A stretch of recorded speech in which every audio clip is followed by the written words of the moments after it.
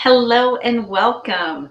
Once again, just like yesterday, if you're on this early, you are watching the replay. So give me a hashtag replay and let me know that you have taken the time out of your day to spend some time with me and get to know how to recruit instead of hire. Today, I'm really going to be touching on that main topic. And I hope you guys are enjoying this series. Let me know if you're enjoying the series. Tell me in the comments how things are going. Make sure that you're participating in the homework. And oops, sorry guys, I can't blame my dog today. It's my microphone's falling off, and that is totally my fault. So let me know what you guys are taking out of this. There is a homework thread every single day that is going on. Make sure you're participating. The more you participate in this workshop, the more you're going to get out of it. I talked a little bit on Monday about retaining things that you learn in different trainings. And I was talking about how we only retain about 15% of what we learn in a training, and we implement about 3%. That's part of the reason that I do these workshops and try to get you so involved. That's why you have a concierge. So if you haven't connected with your concierge, check your direct messages, go on in there, check to see if there's any message requests from anybody, because you should have one of my team members connecting with you to make sure you're getting as much out of this as you possibly can.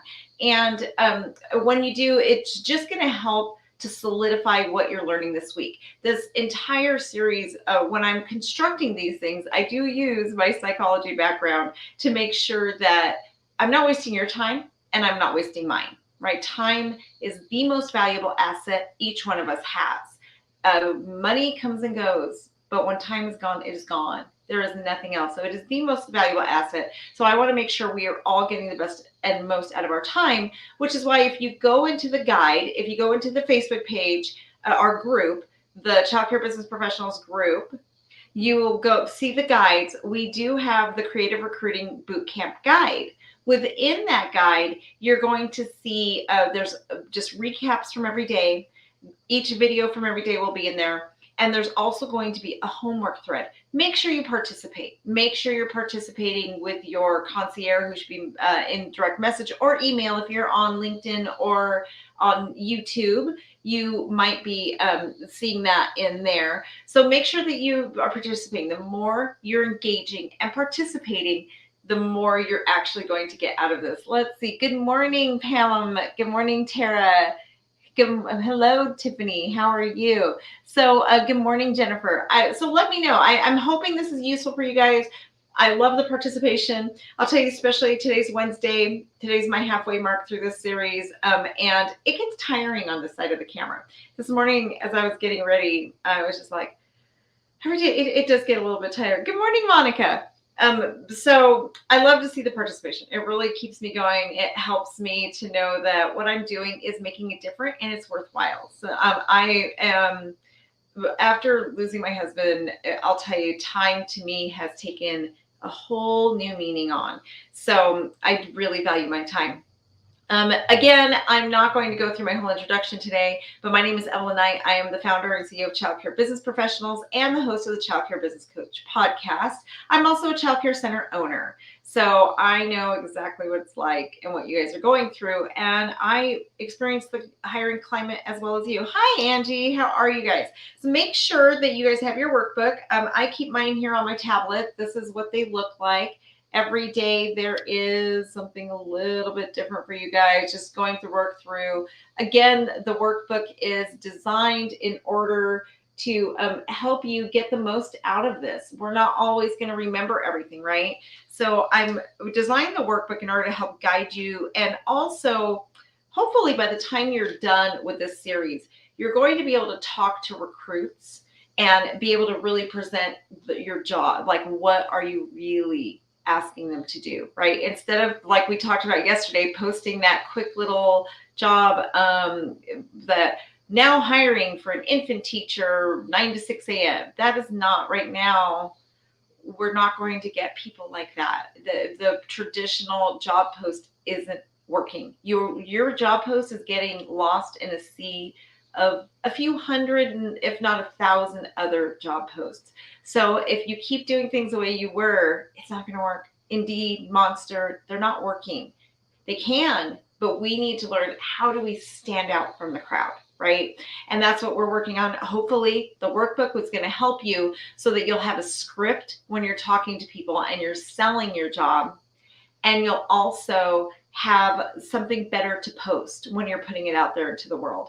Tomorrow I will go over some other places though you can look. Well, actually, I'm sorry, that's today. We will talk about places you can look for recruits. But for the most part, I want to just, again, like every day, I just completely want to change your thinking on how you think about hiring. I completely want this new way, new thought process brought to you so that we can be out with the old and in with the new, and we can stop struggling. I want to make it sound like, I also want to make sure you guys don't think there is no such thing as perfect, right? So there's always somewhat of a struggle, but it shouldn't be as bad as it is right now. You should be able to hire, right? So, you know what? I am scrolling the wrong banner there. It says day 2, but today's day 3. So I'm going to just turn that off really quick. And so basically, today, I really want to focus on recruiting instead of hiring. And again, if you haven't watched day 1 and 2, day 2 really, or 1 is foundational. It talks about why do we need to change things? Why are we reinventing how we do things? Why is this necessary at this point, right? And why do we have to pivot and go in a different direction? Yesterday, we talked about standing out from the crowd. Why is it important for you to pop? And I explained to you guys that we always tend to see other childcare centers as our competition, but right now everybody is our competition, right? Everybody is. And today I'm going to get into why that is. And today we're talking about why we're not waiting for new hires to come to us. The other thing too, I want to touch on, and I'll start here. When you're recruiting, you want to start with the end in mind. What I mean by that is you want to think about, who do you want working for you 5 years from now, 10 years from now? We spend more time with our coworkers than we do anybody else in the world, right? If you think of how many hours you actually spend at your center, you're probably spending more time with those people than you are your family. So you want to enjoy these people. You want to get to know them.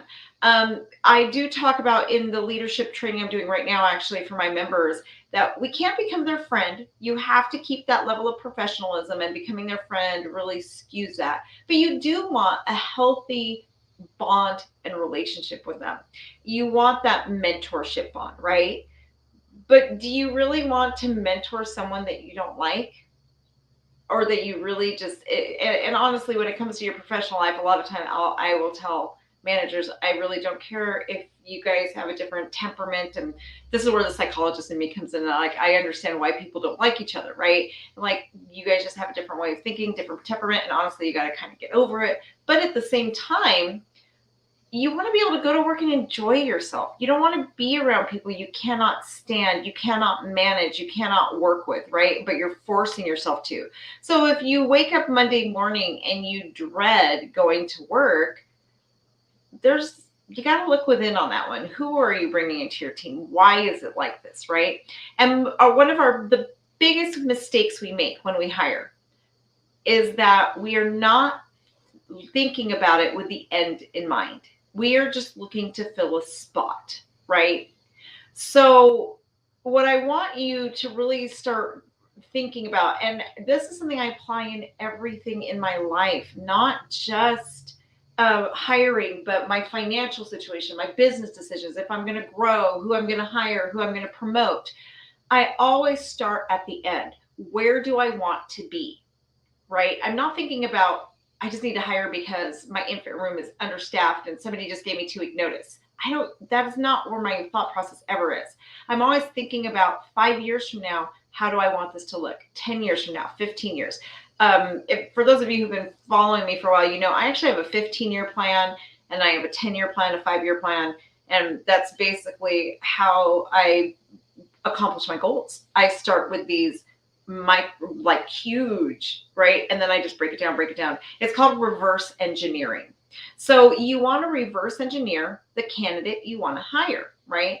And I know a lot of you are thinking like, well, I can barely get a decent person in the door. If I start figuring out what I want, how on earth am I going to get it? So I want you to kind of rethink how you think about this. And I want you to really start thinking about what are your values, right?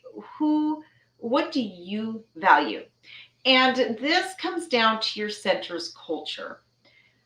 If you had a magic wand and you could wave it and you could turn your childcare center into whatever you want, I want you to sit with this for a moment. Imagine yourself walking into your center and you have a magic wand and last night you waved it and your center is perfect. It's exactly what you want.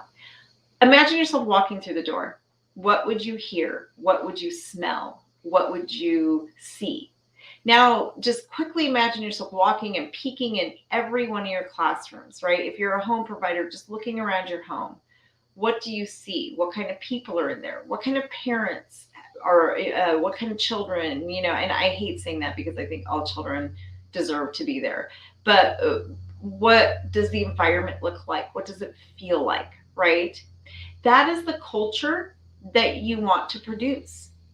I did this exercise, it's been probably 10 years ago.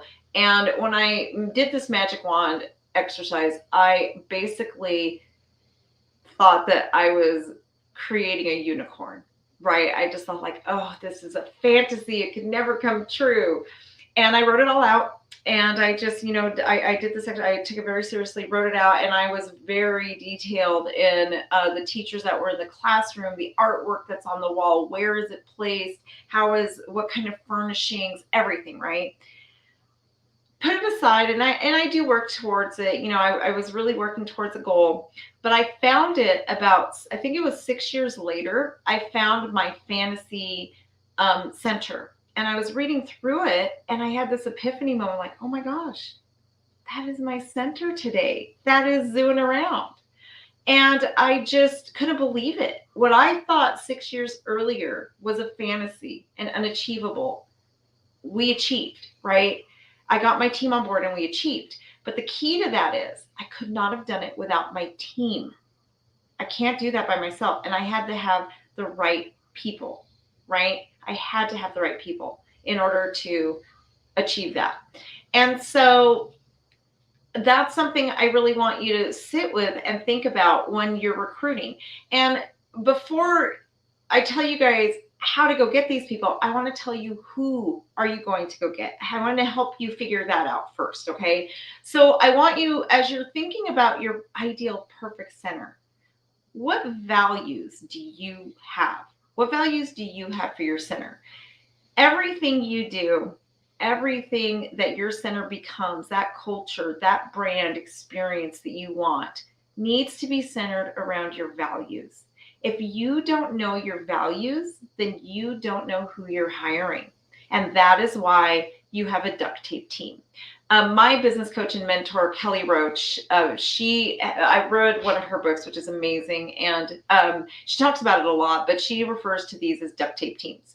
And basically, a duct tape team is a team that you're basically just hiring and putting a warm body in for the sake of putting a warm body in your center, right? You don't really have a plan when you're going into these interviews or when you're recruiting people. You don't know who you're trying to attract. So, and you ask them the same questions over and over again, like, tell me about your last job. What did you love? What didn't you like? Tell me about your, how you feel about attendance. Just those same old questions that most interviews ask. Well, when you're doing that, you don't know who you're hiring. Okay. And so a duct tape team is pretty much that. You're just hiring these people based on this job interview, and you really don't know them. Remember, when people do a job interview, they are putting this, they're acting, they're actors. They're telling you what you want to hear, basically, right? There are thousands of videos that you can learn how to do a good job interview. So the most important thing that you need to really understand when you're going through this process before you even start recruiting them is Who do you want to work for you? You need to know your values. You need to know your center's values. I did a podcast episode on how to figure this out. I will have somebody in my team actually post the link in the comments to this podcast episode. It's basically it's one on creating your vision and your values. But your vision is also so important, you guys. If you don't know where you're going, how are you supposed to lead your team there? That is one of the key things to retaining staff and attracting recruits, right? So I don't really have a lot of time to teach you guys how to find your values, but I have a lot of resources out there on how you can find your values. It's also something I work with my members on. We work on those core values, your vision, all of it. It's so vitally important. So you want to hire based on these values. And if you look at the workbook that I gave you guys today, I do have some questions that'll help start leading you in that correct direction. Like, what your values do you have? How will they assimilate into your culture, right? And then the top 3 values, I want you to really think about what are your top 3 values. For me, my top 3 values are creating a loving environment. And when you guys are thinking about values can come down to one word, right? So if I were to pick my top 3 words, it's going to be love, nurturing, and quality. Those are the 3 things. And if I explain it, it's the love for the children. They have to love children. Number 2, they have to be willing to nurture the children, which if you think about the word nurture, that means that they're going to help educate, help them grow, right? It is like looking at the whole child, not just the curriculum piece, not just the behavior, not just potty training. It is the entire child. We're going to nurture that, right? And then quality. We are going to put quality first, because that is where we know we are going to get the best outcomes for the children, right? And they all kind of tie in together. If you love the children, you're going to want to nurture them, and you're going to want to do what's best for them. So it all ties together. So that love is my foundation. Number 1, most important value is love, right? In all my companies, it is love. The reason I am here today teaching you guys is because I know if I help you improve your center, it's going to bring more love to more children. That is my number 1 value. So figure out, what is your number 1 value? My values are pretty solid, but you need to know yours. You might agree with me, but you might not want to do nurturing. Maybe you feel like love encompasses nurturing, so you're going to do. I have a new client that is very nature oriented, so helping the children connect to the natural world, right? Nature could become one of her values. That's something so think of what is so important to you. And then look around your center. Are you actually following that? Or are you just kind of going by the day to day, right? So when you're recruiting people, you're going to look for people who actually integrity. Yes, integrity is huge, right? I actually have an integrity statement at my center, and it's kind of a separate document. And when you guys are looking at these, there's going to be more than just 3. So you guys are going to find that you have a laundry list of values, right? On here, I want to know your top 3, but absolutely the more, the merrier. But integrity is on my list as well. And to the point that we actually did an entire staff meeting and came up with an integrity statement. We did an entire staff meeting on what does integrity look like? What does it mean? What is it? And for a while, we created a poster and had it hanging up at our center. So integrity is a wonderful one. So in the thread, you guys, and in the homework today, that's something we can really focus on too, is give us your values, because a lot of our values will be shared. Our priorities might be different, but if let's say we come up with 20 value words, right? We're all going to be very similar, you're going to notice. But your keyword, that number 1 thing for you, might be different than what it is for me. Like my client that I was telling you about, nature. Nature is going to be her number 1 priority, helping children connect with nature, right? And then love might be number 2 for her. So love is number 1 for me, and then everything might fall under. So think about that. Think about where you want to be. And on the values, right? Because then what you're going to do is start putting this into place in your center, and you're going to start attracting like-minded people. And I want you to notice you're going to attract them. Okay, and it just naturally comes to you, right? So integrity, innovation, and quality. I love it. Those are fantastic. And that's where you could see that those three values are different from mine, but they are still very good and can lead to a high quality program, right? They're excellent. So that's where exactly the kind of thinking I want you guys to do. So now what I would challenge you is to ask, is your center revolving? Have you intentionally made your center revolve around those three things, right? You will attract people. They will come to you. That is something that I've learned, that we do the culture and the brand that we put out into the world attracts the people that match that. And when you're very intentional about making sure that your center, every decision you make needs to revolve around these things, right? And I mean everything, right? Everything. And I know that you're putting an Amazon purchase, you're going to ask yourself, does this really revolve? And I do a whole training on your superpower, right? And on this is a whole 2-hour long training I do on how do you figure this out and how do you make your center revolve around it.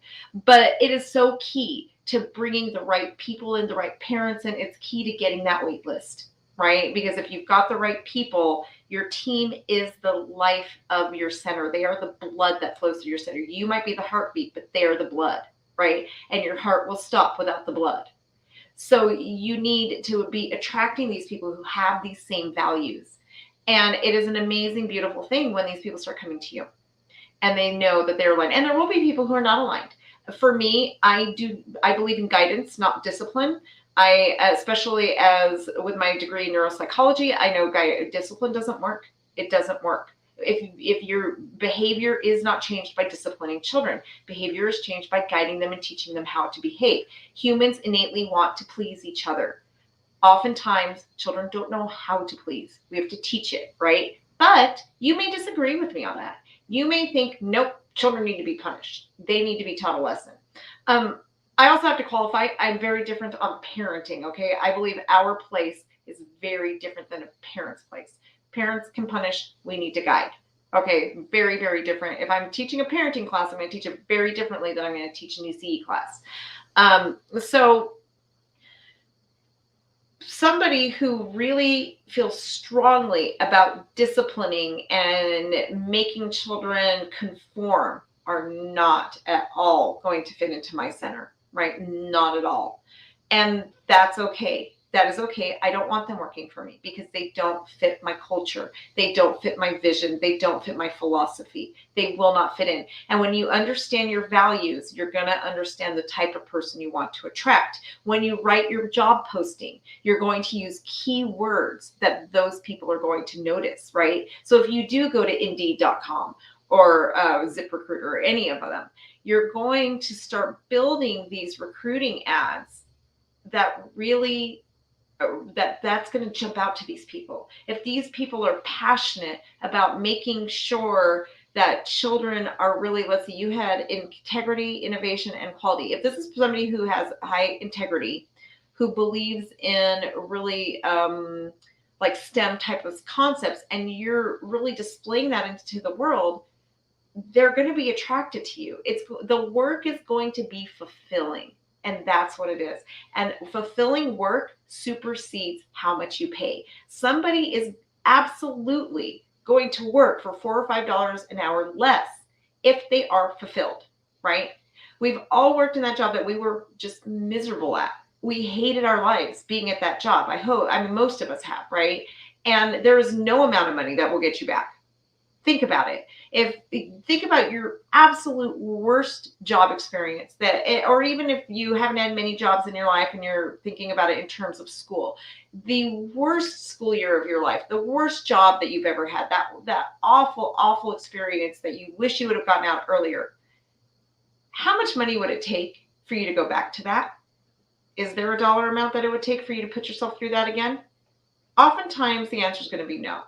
So that's where we really need to get this concept of we can't afford it, because people work for different purposes. They want to make a difference in the world. They want to be the conduit of change. They want to feel fulfilled. And when you align them with your values, you're going to give them that fulfillment by default, right? So Elizabeth says fulfillment supersedes how much we pay. Absolutely does. It really does. It really, yes, I would rather make less money and be happy and enjoy what I do and make a difference, right? I mean, come on, you guys, we are in early childhood education field. All of you listening to me right now have chosen this field not to get rich, right? Because this is not the get quick rich field to be in. So you all feel that. You know that you are working for a greater good. What we need to help the outside world understand is how we feel, the fulfillment we get, and then we need to bring that to our staffs. That is the key. Okay. And so once you really, really have a good grasp on those values, those shared values that you have, what you're going to do is you're going to notice when you're out in the world, you're going to start seeing people and your mindset is going to completely change. You might go to a local restaurant very often, right? And you may have a waitress that you see, and this is going to take a little bit more consistency than just once in a while. So every now and then, though, you're going to notice that person who has the it thing. And I'll tell you guys a story about one that I had. But you're going to notice her and you're just going to be like, man, she would be a great fit for my team. As you see those people, offer them a job. Don't wait for them to come to you. This is where you're going to stop thinking about hiring and posting for the jobs, and you're going to go after them, right? One of the best places that we like to recruit is at the local schools. We do before and after school programs. We do van runs. Every single day, you see those moms dropping off and picking up their kids, right? Who are the moms that are displaying like just really good responsibility to their children? Who are those children that run up and can't wait to see their mom, that just want to be in their mother's arms, right? We see if you do van runs, I challenge you today to walk. And if you pick up your own children, you don't have to do van runs. If you pick up your own children, whatever, when you're at the schools, and even in your own school, I love recruiting stay-at-home moms, and I'll explain why in a minute. But look at the mothers and their interaction with the children. Which children can you just tell that they are loved and nurtured, right? And these are my values, remember. Those are the ones that I am actually going to recruit.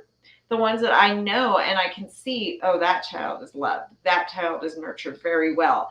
And you all know, as I'm saying this, there's children popping into your head, I'm sure, that you never have to run after their parent for something. I mean, we're all human, so sometimes something happens, right? But you aren't chasing them for because they forgot their child's blanket. Their child's blanket doesn't smell like they just forgot to wash it. They have the change of clothes in their cubbies. When they say goodbye to their mom, they get that hug, that kiss. They're not on their cell phone when they pick up. I don't know about you, but that is one of my biggest pet peeves, which I actually don't allow cell phones in my center at all because of this, but they aren't on their cell phone when they go to pick up their child. They're actually happy to see their child, right? They show that excitement and their child is happy to see them. That mom is a good fit for me. I know she's a great fit because she's exhibiting the fact that she loves, nurtures her child, right? And a mom that loves and nurtures her child is going to be looking for quality because she cares of what's best for her child. And those moms usually tend to be great teachers because they want to give that to other children too, right? So when you start seeing those types of people, those are the people I offer a job to. Those are the people that I'm always looking for. We have recruited people out of van runs. I've tried to recruit nurses, waitresses, Sunday school teachers. Just think about when you're out and about, those people. You could even be at Walmart and see the same cashier every day, and every time you see her, she's just, if you have children yourself, she just might be like, oh my gosh, just giving your child that authentic love and attention. She doesn't have to be that way. Walmart, it doesn't matter. She's not getting tips like a waitress, right?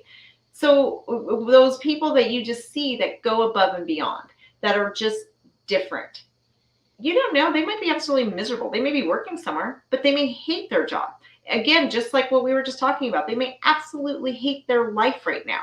They might hate waking up every morning and going to work. So they may be willing to take $5 an hour less to be somewhere that makes them feel fulfilled and loved.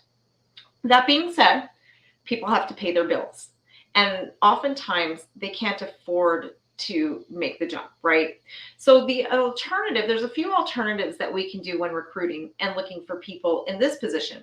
I love recruiting stay-at-home moms. The stay-at-home moms that come into Zuin, I love, those are one of the best people to recruit. Some of my most loyal employees, like Alana, who has been with me now for 15 years, was a stay-at-home mom.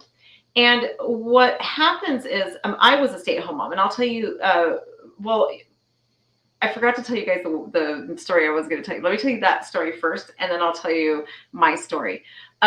So when I was telling you guys about that story where you're out in the world and you look for people, normally it takes interacting with a person a few times.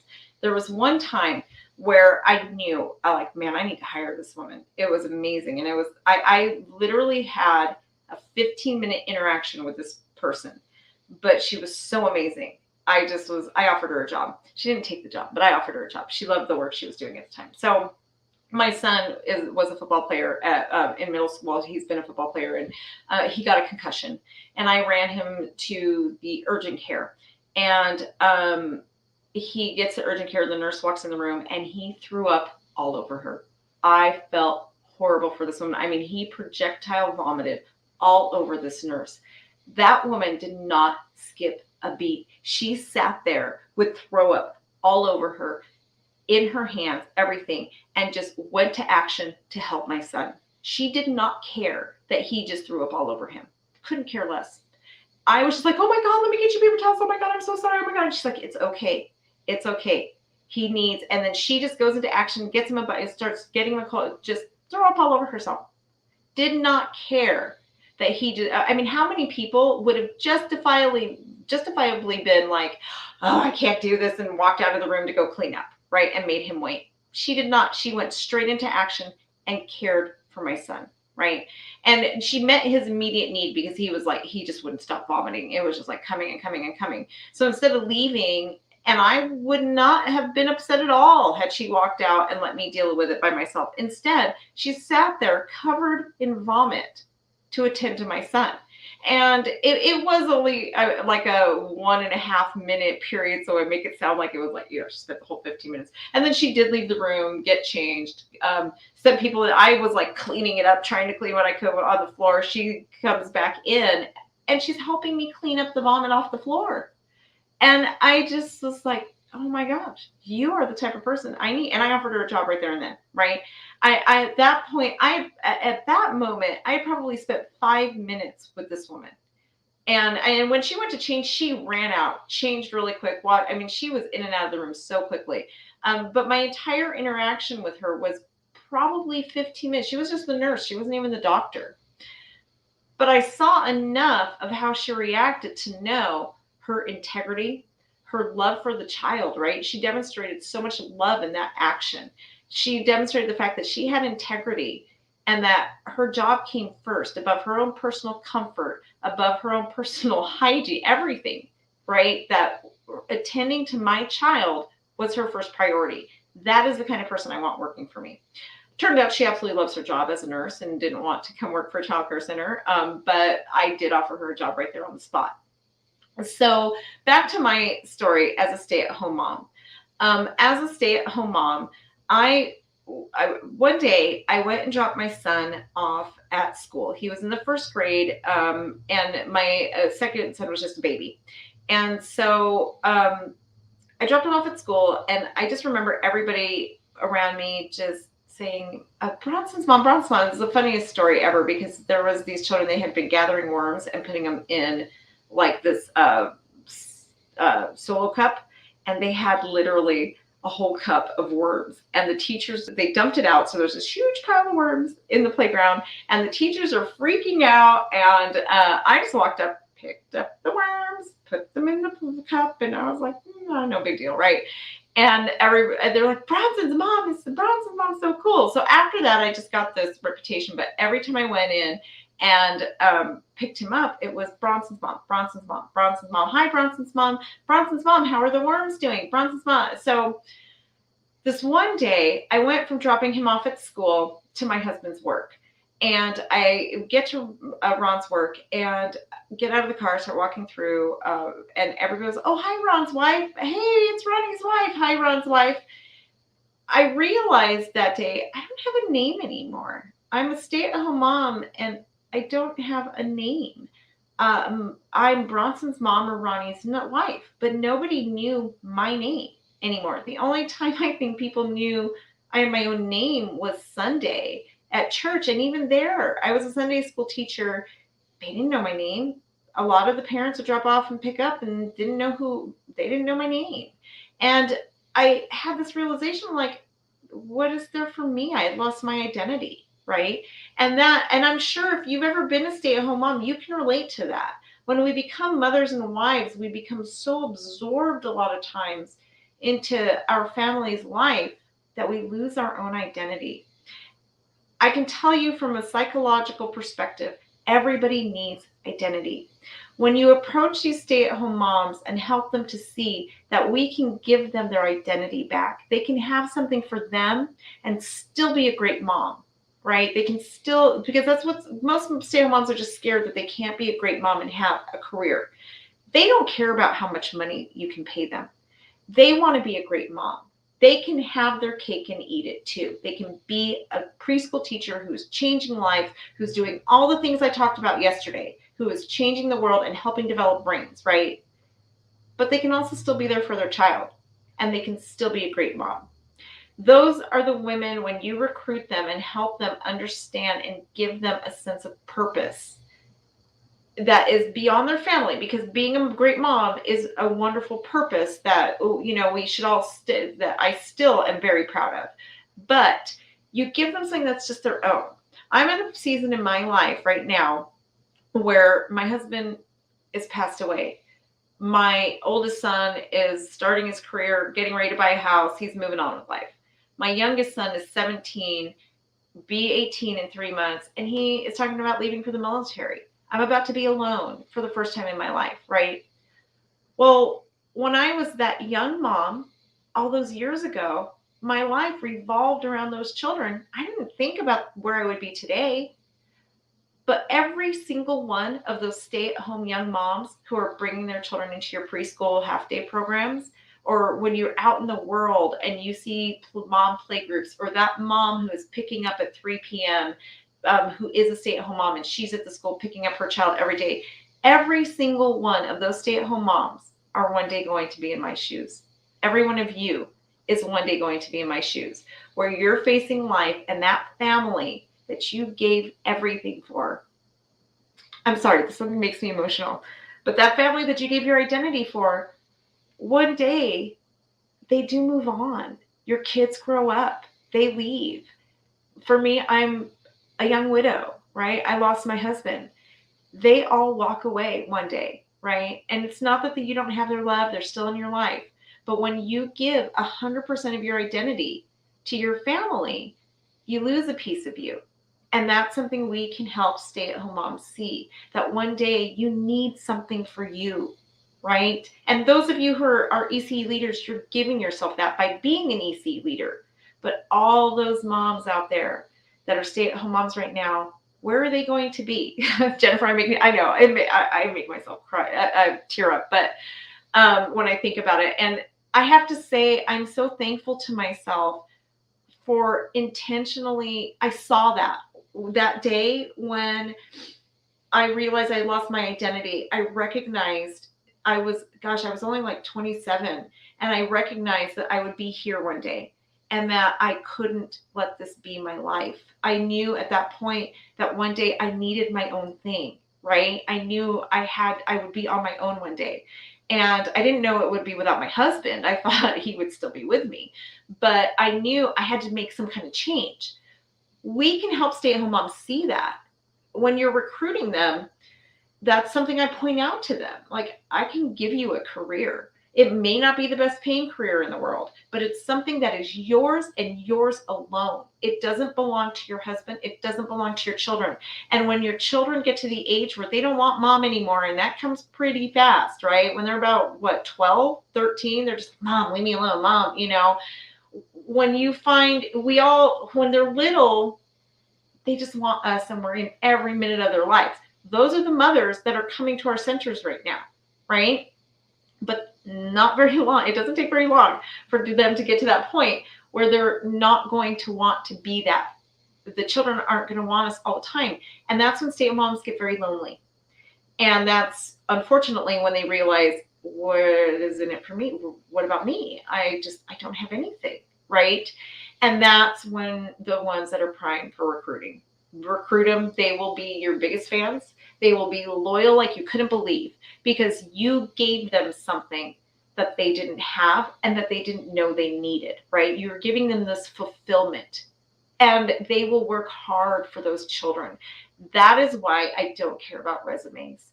Because when you find that person that has your values, that has your passion for children, they may not have a day experience, they may have no education, but they have the thing that you cannot teach. I can train someone to be a great teacher. I can put them through college. I cannot make somebody love a child. I cannot give them that heart of integrity and love for children, right? So that's where I really want you to have this mental shift and stop waiting for people to come to you. Look out into the world at all the people out there that you can offer a job to, that you can become a mentor to, and start working on becoming a mentor to these people. I guarantee you the quality of your program will change. Just that alone. When you start coming from a place of your values, everything will change for you. Your why, the curriculum you choose, how you implement it, everything starts falling into place because you're now on a mission. And people, when you are a leader on a mission, people want to follow you. So they start coming to you. We have stay-at-home moms all the time asking us to work. They want to work in our center, right? When they see what it's like. So I hope that's a good paradigm shift for you guys, where you don't have to wait for people to apply for jobs. You don't have to necessarily wait for people who are looking for a job. Go out and find them. You probably have some in your own center right now. You probably have moms that you can recruit right now. You probably interact with people every single day that you can try to get on your team. That being said, it doesn't always work out.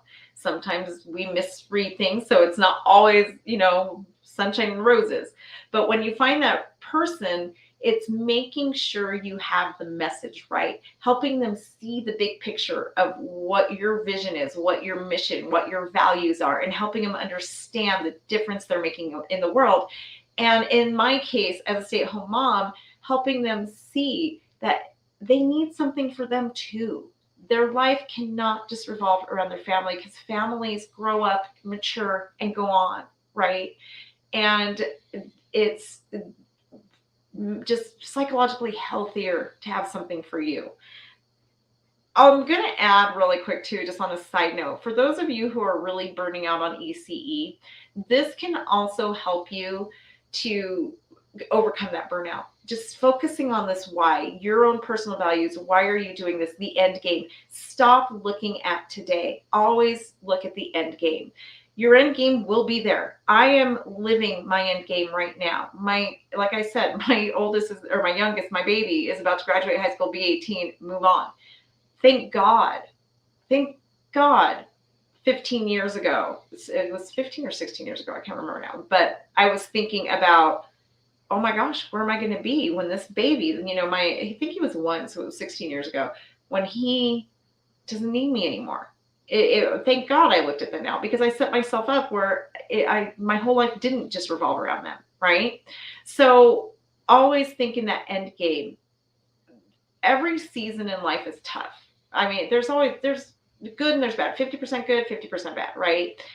When we're going through these tough seasons, we tend to just be so focused on today that we forget that this is not the end game, that we have to constantly be thinking about tomorrow, right? So the decisions we make today are going to influence our tomorrow. If you have a duct tape team and you have not been intentional on who you're hiring and recruiting, that's why your center is stressful. That's why you have a staff that doesn't perform. That's why you can't manage them, right? And I know this isn't a quick fix, you guys. I know there's no quick fix, but at least there's hope. You guys do have it for the future. And moving forward, the people you're bringing into your center can match your values and what you really want. Let's see. Make sure I got everything. So the one thing I really want to leave you guys with today is knowledge and skills can be taught, but values and character come from within, right? We can teach, we can give people knowledge, we can teach them skills, but values and characters are who a person is at their heart, at their core. We cannot teach that stuff. So just really know, where do you want to be? Who are the people who are going to help you get there, and help them align with that, right? And you guys, I guarantee you today, when you go out into the world, it's going to look very different. You're going to start looking at people based on their values and character, instead of based on what a resume looks like. That is, in 45 minutes that I've been on here with you guys, why I don't care about resumes. I don't care. I want values and character. So do you guys have any questions, comments, or anything you would like to discuss about this today? Go ahead and put it in I'm looking at your comments right now so I can answer questions.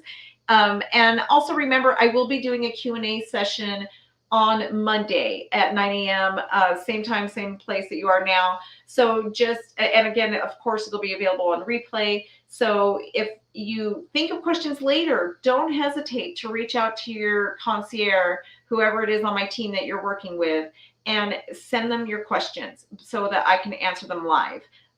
We've been having some great, I have a team meeting with my team every day at 1 p.m. They are bringing me questions. Some of you guys are asking, and I am answering them as we go as well. But I know there's some amazing interaction and conversations happening. So I hope, I really do appreciate my team for that they are really engaging with you guys so that you're getting more out of this and learning more. But I know there's a lot of questions that can be left unanswered when you are really going deep into this stuff. So if you guys do, I don't see anything popping up in the comments. My StreamYard doesn't always populate as quickly, and I know it's on a bit of a delay. So I'll give it a moment. But tomorrow, we're going to be talking about having your center turn into the place people want to work for, right? And yesterday I challenged you and I asked you to think throughout the day about, would you want to work in one of your classrooms, right? Well, tomorrow we're going to talk about how can you turn it into a place that employees want to work at.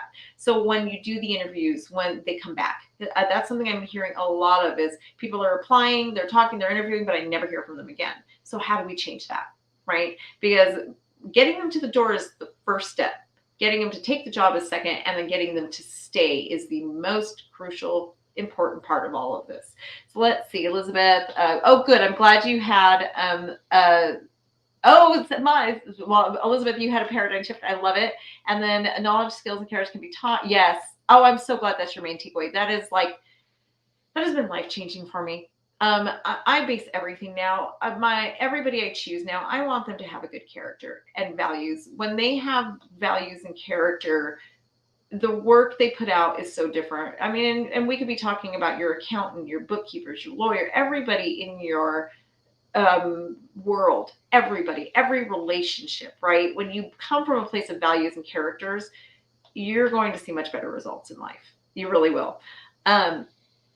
Oh, Monica, you're a stay-at-home mom turned easy pro here. That is awesome. So you can probably relate to just having your own thing out of life, right? And being a professional mom doesn't mean we can't be great moms. I know I was once a mom who thought I couldn't be a great mom and have a career. I thought it had to be one or the other, right? When we help moms see you can have a career, you can still be great and build for you as well as your child, you'd be amazed what you can do with that. And honestly, I'm a better mother for having something for me, right? Because I wasn't psychologically healthy when my life had no value, right? I didn't give myself value. And so how can I be at myself if I wasn't valuing myself, right? I can't be at my best if I'm not showing myself love and value. So I am going to end that for today. Again, you guys keep sending us your questions and interactions. I love to see the interactions. Just know that I am making a difference and hopefully helping to change your world as an ECU professional. Have a wonderful day, everybody.